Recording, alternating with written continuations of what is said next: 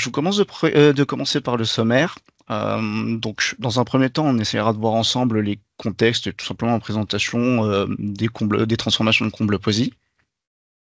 Puis, dans un second temps, la mise en pratique. Donc, ce que je vais entendre principalement, ça va être tout ce qui va être pose sur chantier avec certaines photos, images que j'aurai récupérées de certains clients. Donc, on va commencer par le contexte et les présentations des transformations de comble. Donc, on fait cette présentation dans le sens où on se rend compte qu'on a de plus en plus de demandes vis-à-vis de ce type d'opération, on va dire. Ça peut être pour diverses raisons, en fait. Euh, Notamment pour avoir un gain d'espace par rapport à ce qu'on peut déjà avoir, par exemple pour l'arrivée d'une nouvelle personne dans la famille ou tout simplement pour se faire plus d'espace ou aménager quelque chose, enfin un espace supplémentaire dans sa maison. Le but de ça, c'est que par rapport à d'autres types d'opérations comme la surélévation ou les extensions, ça peut revenir à un coût vraiment moins cher. L'opération se fait relativement rapidement et le but aussi, ça va être d'éviter, si possible, que les personnes habitant dans la maison aient à se retrouver un autre logement le temps que l'opération se termine.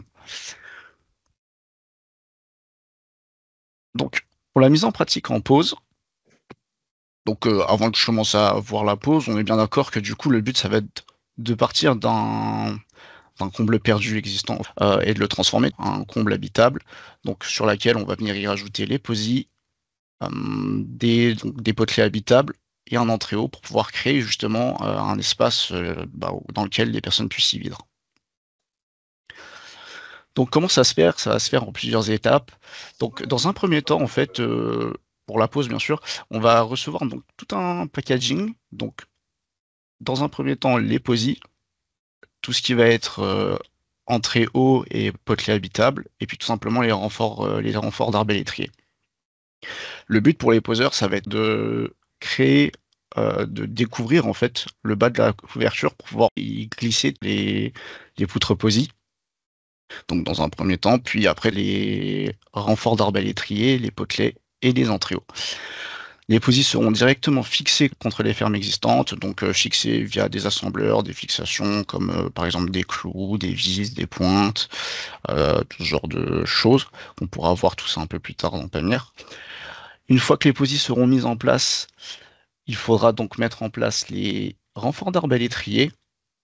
Donc là, dans cette image-là, on peut voir que les renforts ont déjà été mis en place et que les entréhauts ainsi que les potelets habitables sont déjà mis en place.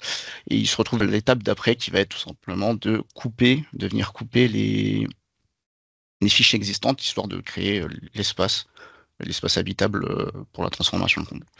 Ici, en bas, une autre image sur laquelle on peut voir qu'ils ont déjà quand même bien avancé sur la transformation. Donc, on peut aussi voir qu'il y a des ouvertures qui ont été créées, donc 3 Velux, et une trémie d'escalier. Et puis, la mise en place de l'OSB. Alors, l'OSB, en soi, c'est ce qui est utilisé le plus standard. Mais bien sûr, vous pouvez utiliser plein d'autres méthodes pour tout ce qui va être revêtement de plancher. Donc, si je fais un résumé des étapes que l'on peut suivre, je vous propose même un lien 3D de la figure que vous voyez ici. Donc, si je reviens en plusieurs étapes, on va avoir en première étape la ferme existante. En deuxième étape, le fait de venir fixer la poutre contre la ferme existante, donc la poutre posie. En troisième étape, la mise en place des renforts d'arbalétrier. En quatrième étape, la mise en place du coup des potelets habitables et des entréhauts. Donc on peut en voir un deuxième. Généralement, nous, ce qu'on aime bien faire, c'est rajouter soit un deuxième entréhaut, soit donc ce qu'ils appellent un gousset. Donc ça va être un espèce de triangle en OSB qui va venir renforcer cette partie-là. Et puis en dernière étape, venir couper les fiches existantes pour créer justement l'espace habitable.